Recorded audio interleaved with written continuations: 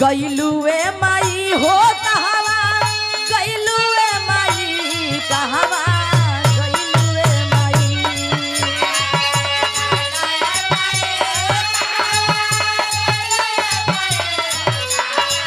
क्या बात है वाह।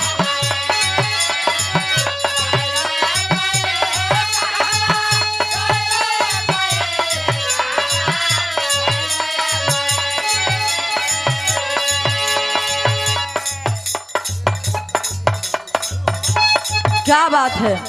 आप परम आदरणीय बड़े भैया हरेंद्र कुमार जी बीएसएफ में कार्यरत हैं। आपके आप बड़े भैया के पिताजी परम आदरणीय श्री राम जी पिताजी की तरफ से यह सुंदर पंखुड़ियों में गुथा हुआ हार, ये ढेर सारा रुपया देकर के प्यार दुलारा आशीर्वाद बहुत बहुत प्रणाम। साथ सबके प्रणाम आशीर्वाद के प्रतीक्षा बा।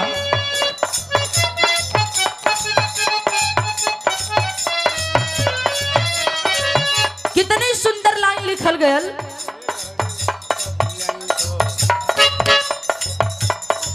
और आप छोटे बाबू अरुण कुमार जी की तरफ से ये 51 रुपए का प्यार भरा पुरस्कार को भरा फूला हर एक मोड़ पे बाबू को तरक्की मिले कहना है क्या।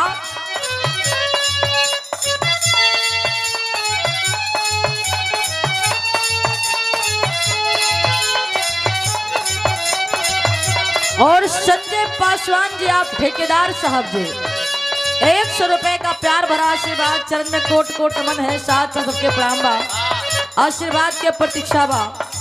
ठेकेदारी में लागत घाटा होत बा भैया के यही से कम आवत बा।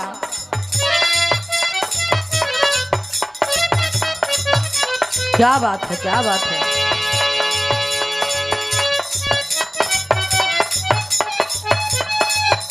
और देखिए हमारी बड़ी बहन सोनी कुमारी अमरपुर की धरती से ये 51 रुपए का पुरस्कार बहुत बहुत प्रणाम। साथ सबके प्रणाम आशीर्वाद के प्रतीक्षा बा। और पहुंचाए वाली बचिया के खूब आशीर्वाद लगे माता रानी के। यादव परिवार से एक हाली 5 से 1 काय हो गए भैया, इतना काय घट गए। इलाज चलत बा हमार। ये 100 रुपए का पुरस्कार बहुत बहुत प्रणाम। साथ सबके प्रणाम आशीर्वाद के प्रतीक्षा बा।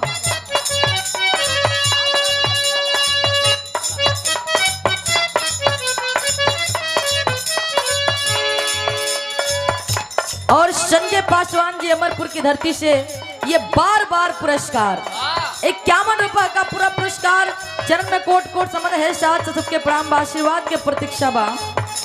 कहना है कैसे।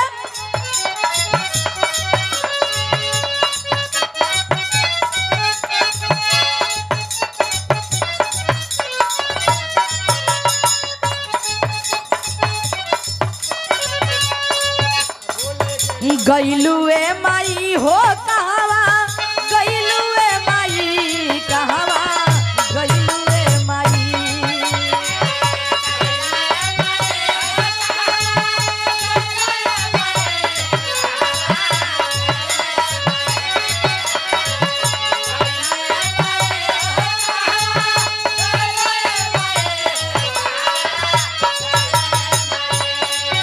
और आप डॉक्टर कमलेश भैया के भतीजा बिहार पुलिस में कार्यरत है भैया। ये पुलिस का पैसा नहीं खेलागत, ये पुलिस का पैसा नहीं लग रहा है। बिहार पुलिस में कार्यरत है। बहुत बहुत प्रणाम।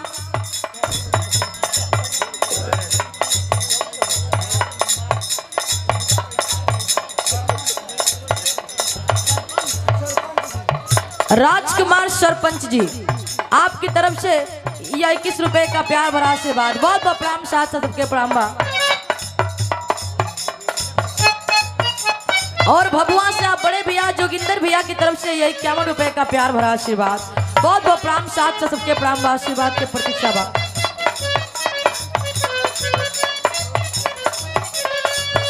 और संजय पासवान जी डॉक्टर साहब जी के दोस्त हैं आप नेताजी। यह 21 रुपए का पुरस्कार बहुत बहुत प्रणाम। साथ सबके प्रणाम बा आशीर्वाद के प्रतीक्षा बा।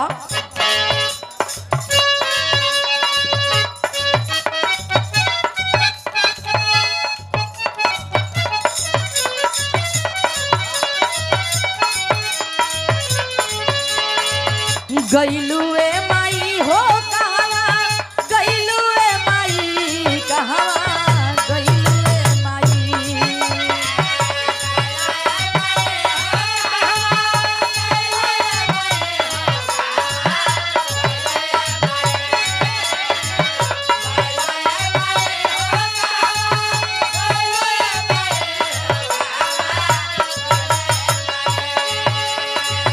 गईलुए माई हो कहवा गईलुए माई कहवा गईलुए माई पतोड़ी के माया के बंधनवा कहवा गईलुए माई तोड़ी के माया के बंधनवा कहवा गईलुए माई।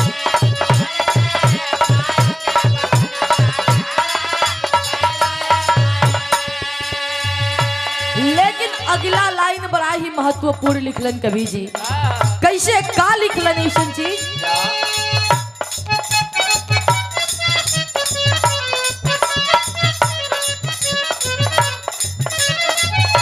बहुत जतन से धोवली साबुन से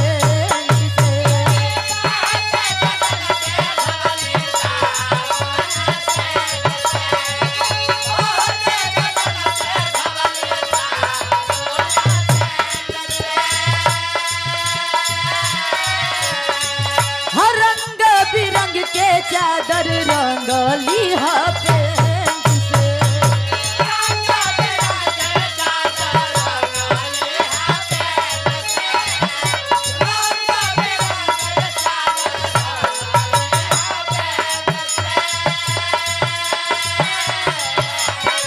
भैया चके में छोड़ी गईलू सुंदर मकनवा कहवा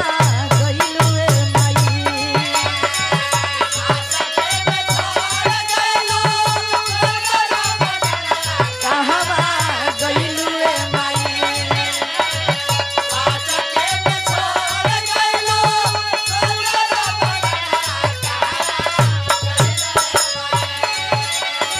भैया चके में छोड़ गईलू सुंदर मकनवा कहवा गईलुए माई। छोड़ी के अन धन खजनवा कहवा गईलुए माई।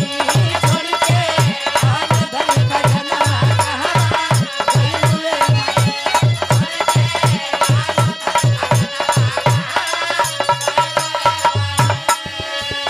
और आप बड़े भैया राजेश डीलर साहब जी, आपके द्वारा यह 100 रुपए का प्यार भरा आशीर्वाद चरण में कोटि कोट समन है। साथ सबके प्रणाम आशीर्वाद के प्रतीक्षा।